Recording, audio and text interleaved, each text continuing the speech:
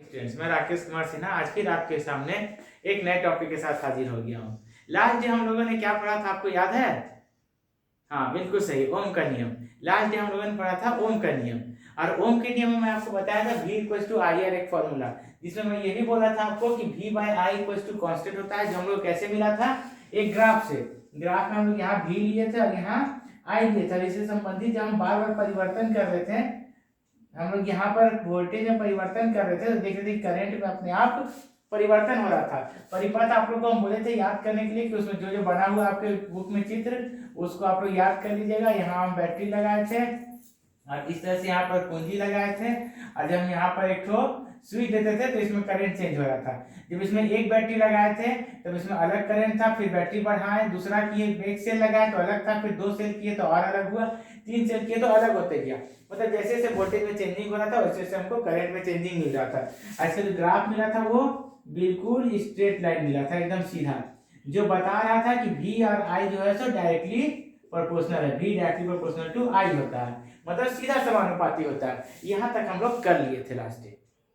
किसी को इसमें कोई दिक्कत तो नहीं है, क्योंकि हमको कोई मैसेज नहीं आया, किसी ने बोला नहीं है कि इसमें कोई दिक्कत है। तो इस तरह का V directly proportional to I हम लोग कर लिए थे। अब क्या करते हैं कि देखते हैं डायरेक्टली प्रोपोर्शनल आया था तो प्रोपोर्शनलिटी साइन को हटाया, इक्वल बैठा था, यहाँ R एक कांस्टेंट बैठा था।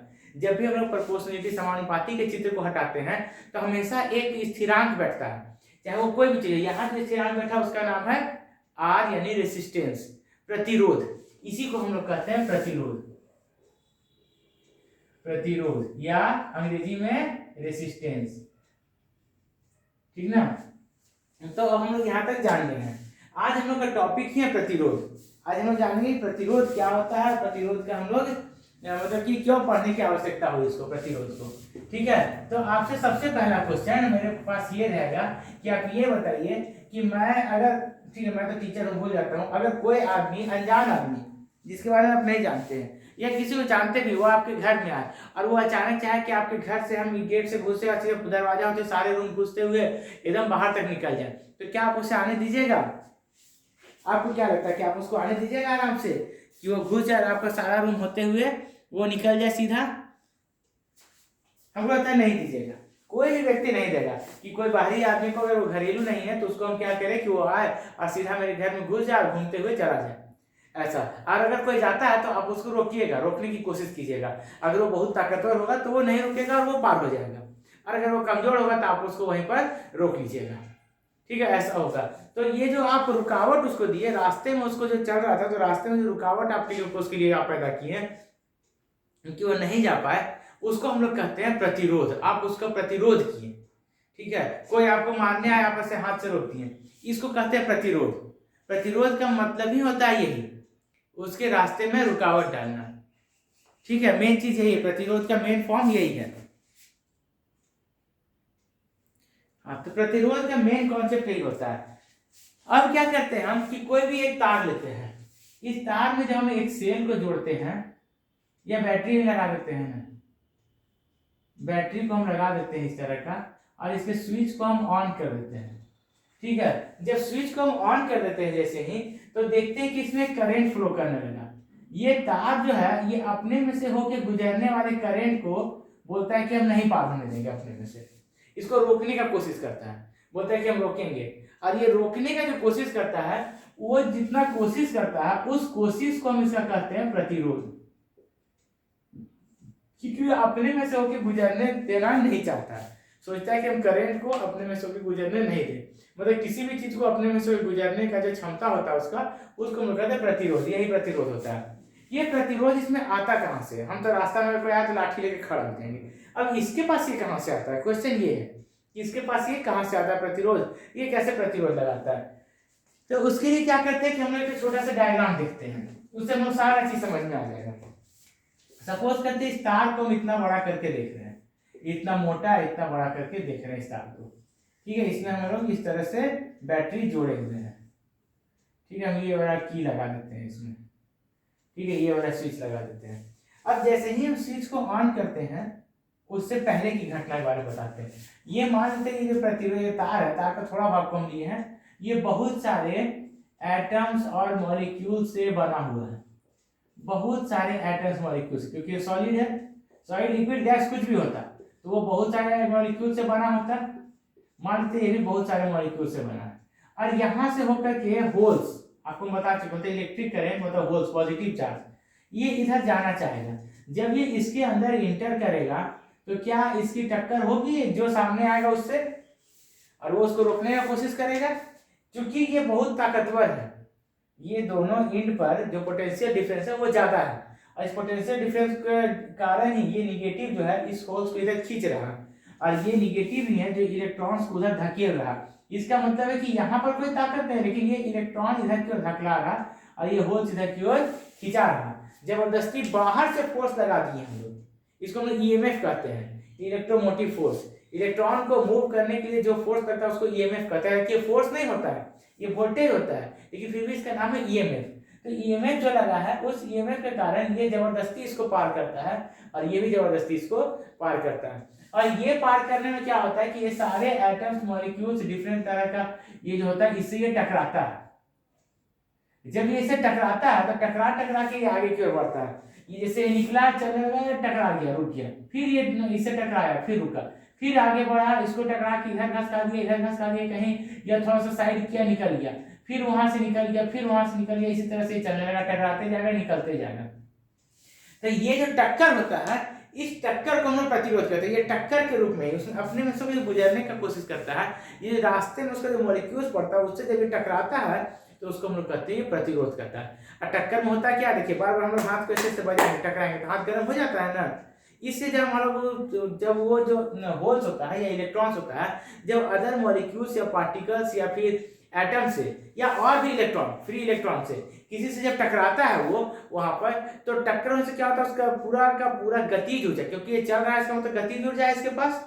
जब भी कोई गति में होता है तो उसके पास गतिज ऊर्जा आती है। ये टकराया तो रुक गया, तो इसकी सारी की सारी गतिज ऊर्जा जो इसकी थी वो ताप में परिवर्तित हो गई, और उससे क्या होता है कि हमारा जो चालक होता है ये चालक गर्म हो जाता है। और इस कारण से हम लोग कहते हैं कि चालक जो गर्म हो गया, उसका कारण क्या होता है, इसका प्रतिरोध होता है। अगर इसका प्रतिरोध नहीं होता तो ये गर्म नहीं होता। तो गर्मी का कारण क्या है, तो चालक का प्रतिरोध, चालक का प्रतिरोध इस गर्मी का कारण है। ठीक ना, ये आप लोग समझ गए हो, कोई दिक्कत नहीं होगा। और प्रतिरोध भी समझ गए होंगे कि जिस जो भी चालक से जब वो कभी कोई विद्युत धारा प्रवाहित की जाती है तो उसमें जो विद्युत धारा में जो होल्स और इलेक्ट्रॉन्स होते हैं वो अपने रास्ते में पड़ने वाले सारे उस चालक के सारे अणुओं और परमाणुओं से और फ्री इलेक्ट्रॉन मतलब मुक्त इलेक्ट्रॉन से टकराते हैं, और जिससे यह प्रतिरोध उत्पन्न होता है। ये आप लोग इसको रिवाइंड करके थोड़ा सा रुक के और नोट कर लीजिएगा। ये बहुत इंपॉर्टेंट लाइन में बोला हूँ। प्रतिरोध का परिभाषा एक तरह से बता दिया और प्रतिरोध का कारण भी बता दिया हूँ। और आपसे अगर पूछे जब किसी चीज में करंट बहती है तो वो गर्म क्यों हो जाती है, तो उसका भी कारण यही होता है। वो बहुत देर तक जब हम लोग बहाएंगे, बहुत देर तक, तो वो बहुत ज्यादा गर्म हो जाएगा। ये टाइम पे डिपेंड करता है। ठीक है, इसमें जूल का एक नियम है, जूल बोलते थे कि जितना अधिक समय तक बहाएंगे उतना ज्यादा गर्म होगा। तो ये आप लोग को नहीं पढ़ना है, भूल जाते हैं। तो ये बहुत ज्यादा गर्म हो जाएगा, और जब ज्यादा लंबा समय तक आप यूज कीजिएगा तो ये तार गल भी सकता है। ठीक है, लंबे समय तक यूज करने का तार गल सकता है। अब इसके पास अगर इतनी क्षमता है इस तार के पास, तो हो सकता है कि न गले, इसको बर्दाश्त करके रखे। लेकिन अगर उसके गलनांक तक चला जाएगा तापमान तो वो गल भी सकता है।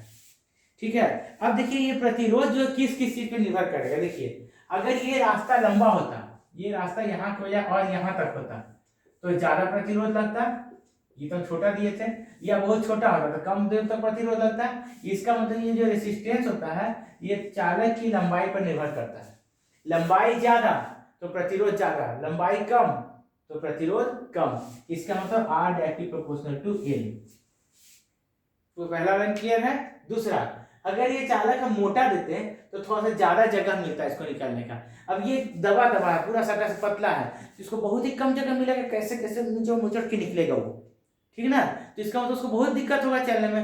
और अगर थोड़ा सा मोटा रहेगा तो आराम से किसी को धक्के के साइड करते हुए निकलते जाए, क्योंकि जगह है। और वो जिसको धक्के का जगह रहेगा तब ना खिसकेगा, जगह नहीं रहेगा तो कहाँ से खिसकेगा, खिसकवे नहीं करेगा। तो मोटा रहेगा इसका मतलब कम प्रतिरोध लगेगा, और अगर पतला रहेगा तो ज्यादा प्रतिरोध लगाएगा। तो इसका मतलब ये हुआ कि इसका ये इस तरह का जो गोल भाग होता है तार का, देखिए ये पेन का यहाँ पर दिख रहा है ना गोल भाग, इस गोल भाग, इसका क्षेत्रफल को हम लोग कहते हैं अनुप्रस्थ काट का क्षेत्रफल, क्रॉस सेक्शनल एरिया। इसको कहते हैं क्रॉस सेक्शनल एरिया, अनुप्रस्थ काट का क्षेत्रफल, ठीक ना, अनुप्रस्थ काट का क्षेत्रफल। इसको हम लोग ए से डिनोट करते हैं, मतलब कि ये ए का उल्टा प्रोपोर्शनल होता है। ए ज्यादा क्षेत्रफल ज्यादा मतलब मोटा ज्यादा, ए ज्यादा मतलब क्षेत्रफल ज्यादा, और क्षेत्रफल ज्यादा का मतलब तार मोटा, मोटा ज्यादा तो रेसिस्टेंस कम, ए कम तो क्षेत्रफल कम मतलब पतला हो जाएगा तार, और पतला हो जाएगा तो प्रतिरोध क्या होगा, बढ़ जाएगा। तो इसका मतलब ए का उल्टा प्रोपोर्शनल है। उसके बाद अब और बात करते हैं थोड़ा सा, फिलहाल हम इसको यहीं पर छोड़ते हैं, ठीक है ना। आज इसको कंबाइन करते हैं, ये दोनों रिलेशन जो है पहला और दूसरा, इसको कंबाइन करते हैं तो क्या आता है, R directly proportional to L by A. ये प्रोपोर्शनलिटी साइन हटाते हैं हम, आपको हमेशा वो जब प्रोपोर्शनलिटी साइन हटेगा तो एक कांस्टेंट बैठेगा, तो यहाँ कांस्टेंट बैठाते हैं रो एल बाई ए, यही आर का फॉर्मूला होता है। जहाँ इसको हम क्या पढ़ते हैं, रो आर एच ओ, रो रो रो रहा, ठीक ना, रो रहा, वही रो रहा रो, ठीक ना, याद रखिएगा रो। ये R equal to rho L by A होता है। तो ये रो अब क्या होता है, क्वेश्चन आता है ये रो क्या होता है। आर के बारे में लोग पढ़े, वो कांस्टेंट ओम के नियम से आया।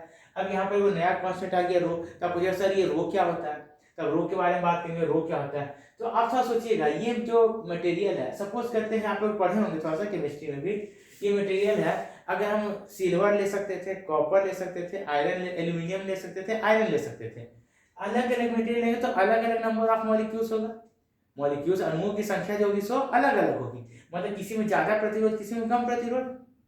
अब कॉपर चांदी लेंगे, चांदी में कम प्रतिरोध लगेगा, क्यों, कि उसके पास जो अणुओं की संख्या होगी वो कम होगी, कम बाउंडिंग में थोड़ा सा मुलायम होता है। अब लोहा ले लेंगे तो पूरा हार्ड होता है, उसके पास बहुत ही मॉलिक्यूल्स टाइटली पैक होते हैं, तो वहां पर ज्यादा दिक्कत होता है।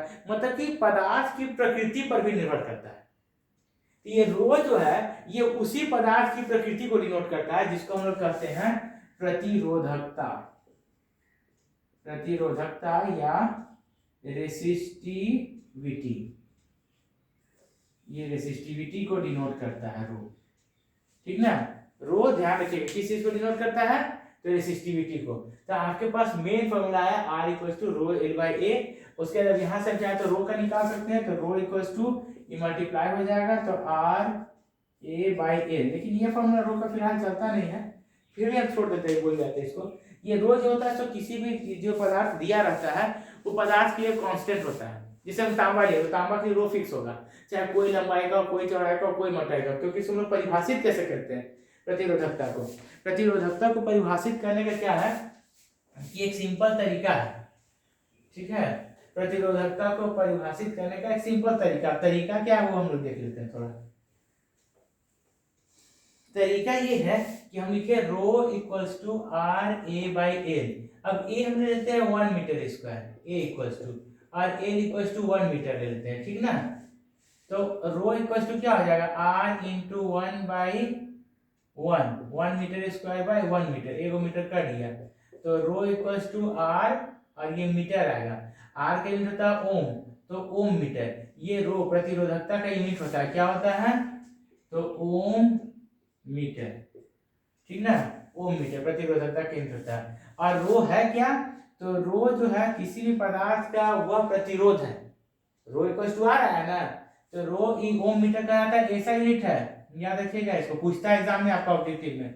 रो क्या है, प्रतिरोध है, प्रतिरोध है, जो पदार्थ का, किसी भी पदार्थ का प्रतिरोध है जब पदार्थ का लंबाई 1 मीटर ए हो और उसका एरिया क्रॉस सेक्शन, मतलब ए जो है एरिया क्रॉस सेक्शन उपरस्थ काट के क्षेत्रफल वो 1 मीटर स्क्वायर हो, मतलब जब लंबाई एकांक को, एकांक लंबाई के पदार्थ, किसी पदार्थ के एकांक लंबाई और एकांक क्षेत्रफल का जो प्रतिरोध होता है उसी को हम उस पदार्थ की प्रतिरोधकता कहते हैं। तो अब कॉपर का लेंगे तो कॉपर का फिक्स लेंगे, सारी चीज का हम फिक्स लेते हैं, प्रतिरोधकता नहीं बदलता किसी भी पदार्थ के बारे का, बदलता है कब, जब उसका तापमान बदलेगा, बस याद है, सिर्फ और सिर्फ एक चीज पे निर्भर करेगा, तापमान बदलेगा। कॉपर का अगर कोई हम नहीं है, ये कॉपर का वायर है, सब चीज सेम है, लंबाई चौड़ाई मोटाई सब सेम है, इसका प्रतिरोधकता ρ1 कब होगा, जब टेम्परेचर T1 होगा, टेम्परेचर मतलब तापमान T1 होगा। फिर इसी पदार्थ का ρ2 हो जाएगा इसी कॉपर का, यह कॉपर है, फिर हम कॉपरे का ले रहे हैं, सेम है दोनों, आइडेंटिकल है, इसका ρ2 हो जाएगा कब, जब टेम्परेचर T2 हो जाएगा। तो ये प्रतिरोध किसी पे प्रतिरोधकता किस चीज पे डिपेंड करता है, सिर्फ और सिर्फ तापमान पर, जबकि प्रतिरोध किसी पे डिपेंड करता है, एल पर, ए पर और रो पर। तो रो तो मटेरियल उसको भूल जाते हैं, एल पर मतलब कॉपर का अगर लंबाई तार पहले इतना है, अब इसको इतना कर दिए तो आर बदल जाएगा, ठीक है, पहले इतना पतला था अब इतना मोटा कर दिए, एल में कोई परिवर्तन नहीं किए तो भी आर बदल जाएगा, कांस्टेंट नहीं होगा, ठीक है, याद रखिएगा। आर किन किन चीजों पर निर्भर करेगा, तो किसी भी चालक का लंबाई पर, उसका एरिया क्रॉस सेक्शन उपस्थित का क्षेत्रफल पर, साथ साथ उसकी प्रकृति पर आर। लेकिन प्रतिरोधकता किसी पर निर्भर करेगी, तो सिर्फ और सिर्फ पदार्थ की प्रकृति पर, ठीक है, पदार्थ की प्रकृति चेंज, पदार्थ चेंज करेगा रो चेंज हो जाएगा। और ये दोनों चीज डिपेंड करता है एक चीज पर, उसका नाम है आपका तापमान। रेसिस्टेंस भी चेंज होता है, ये भी चेंज होता है, दोनों का तापमान चेंज होगा तो दोनों में चेंजिंग होगा, ठीक है। उम्मीद करते हैं यहाँ तक आप लोगों को समझ में आ गया होगा, यहाँ तक में कोई दिक्कत नहीं होगा, ठीक है। किसी को कोई प्रॉब्लम है, चलिए, नहीं किसी को कोई प्रॉब्लम, कोई क्वेश्चन नहीं है, तो आज हम लोग रेसिस्टेंस के बारे में इतना ही तक पढ़ेंगे। इसके बाद आप लोग के बुक में कुछ क्वेश्चन दिया हुआ है, उन क्वेश्चंस को बना लीजिएगा, तो अगला क्लास में हम लोग अगला वीडियो में प्रतिरोधों का संयोजन पढ़ेंगे, ठीक है ना। ये बहुत इंपॉर्टेंट है, इससे आपको क्वेश्चन रहेगा एकदम फिक्स 100%, तो आप लोग इसको जरूर से जरूर इसको कंप्लीट कर लीजिएगा, देख के एक बार 2 बार देख लीजिएगा, और अगर समझ में आ जाए तो ठीक है, अच्छा लगे तो लाइक और सब्सक्राइब भी कर लीजिएगा, ठीक है। तो आज के लिए इतना ही, okay, have a nice day, take care, good bye.